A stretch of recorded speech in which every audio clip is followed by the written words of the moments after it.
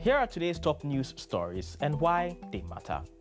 Ghana's government says it is paying fees for over 150,000 first-year students in public tertiary institutions. This is part of efforts to encourage more students to access higher education, and the government is also set to remove fees for persons with disabilities. Why is this significant? The no academic fee policy is part of wider social protection policies aimed at easing the financial burden on families. Our correspondent Maxwell Sook has been following this story and has the latest. Thanks, Michael. So legitimate students will access their fees through the Ghana Education Trust Fund known as GET Fund.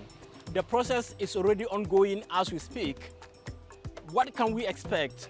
Let's be clear that the academic year started before the implementation of this initiative, and students had already paid their fees. So the state will refund the money through the schools. But sources at the Ministry of Education say GET Fund will not pay the individual students, but will pay to the universities or colleges, and as standard scholarship procedures require, those monies will be used to cater for their second-year school fees until they complete their studies. At the Tamale Technical University, students have been expressing their thoughts on the announcement. I'm happy and I'm not happy because they said they will give the fee, like we won't pay fees, but then we had to pay. Then we later on heard they will refund it. Then they are saying they have to put it for next semester, so we'll not pay next semester. But we are not sure if it's true or it's not true. We don't know whether it's a false news or it's true. It's a good move.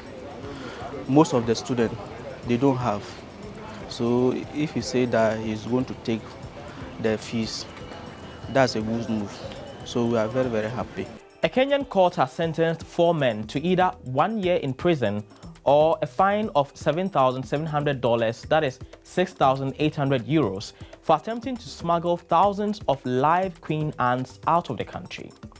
The suspects, 2 Belgians, a Vietnamese national, and a Kenyan, were arrested last month with live ants believed to be intended for collectors in Europe and Asia. They pleaded guilty to the charges, with the Belgians stating in court they were collecting the highly sought-after ants as a hobby and did not realize it was illegal. Why is this significant? Here is DW correspondent Lucy Riley with an analysis. This is not the first time that trafficking of biodiversity has happened. Usually, large species of animals such as elephants, rhinos, and pangolins fall prey to illegal trafficking activities. This case has shed a spotlight on the loopholes in enforcing biodiversity laws in Kenya. It also highlights a shift in trafficking trends. Some conservationists say that authorities should regulate the sector. Why would anyone smuggle ants? Trafficking of live garden ants is a lucrative business where each giant harvester ant can be sold for up to $220 in the black market, mainly in Europe and Asia. Ant keeping and collecting is a hobby that has boomed over the past decade. The ants are prized by their collectors for their unique behavior and complex colony building skills. Thanks, Lucy. And finally, tensions are escalating between India and Pakistan. What happened?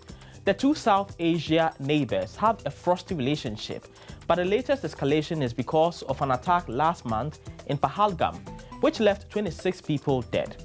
Since then, India has fired missiles on Pakistan, and Pakistan administered Kashmir. Pakistan says 31 people have been killed. India, on the other hand, claims that 15 people were killed by Pakistani shelling on its side of the border that divides Kashmir between the two countries. Now, be aware that this is a conflict situation, so it is hard to confirm these numbers. You can stay updated on this particular story by visiting our website dw.com. And that's it for today. Please don't forget to hit the subscribe button, like and comment on the stories that we highlight on this channel, DW Africa. My name is Michael Uti.